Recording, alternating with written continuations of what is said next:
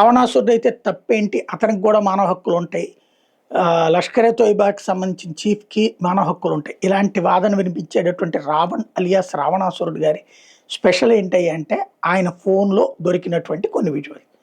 ఒక వీడియో అయితే వైరల్ అవుతుంది. అంటే సాధారణంగా ఆహ్, ఒక వ్యక్తిని క్యారెక్టర్ అసాసినేషన్ చేయడానికి ప్రభుత్వం ప్రయత్నిస్తుందని నేను కూడా నమ్ముతా.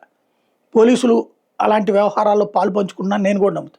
బట్ ఇతనిది వీడియో ప్రొజెక్ట్ అయింది. అది ఏఐ కాదు.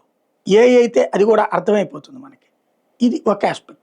రెండవది అతను గత కొంతకాలంగా అంటే అతని ఇంటిని తనిఖీ చేశారని ఎవరికైనా తెలుసా? చేశారు.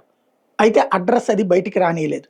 ఎందుకు అంటే ఎవరైనా జాతీయవాదులు దాడి చేస్తారేమోనని చెప్పేసి. అతని ఇంట్లో దేశ వ్యతిరేక, ధర్మ వ్యతిరేక భావజాలానికి సంబంధించిన అనేక పుస్తకాలున్నాయి. అంటే అతను సైకలాజికల్‌గా పూర్తి ద్వేషం వైపుకి టర్న్ అయ్యి ఉన్నాడు. అతని మనస్తత్వం అతనే కొనుక్కున్నాడా? లేకపోతే అతనికి ఎవరైనా ఇచ్చారా? అన్నది తెలీదు మనకి. బట్ ఇప్పుడు పోలీసులు ఒక్కొక్కటి తరచు చూస్తున్నప్పుడు ఈ టాపిక్ పక్కకెళ్ళిపోతుంది. వేరే టాపిక్ వైపుకే ఎక్కువ వెళ్తుంది. యూఏపీఏ వైపుకే ఎక్కువ వెళ్తుంది.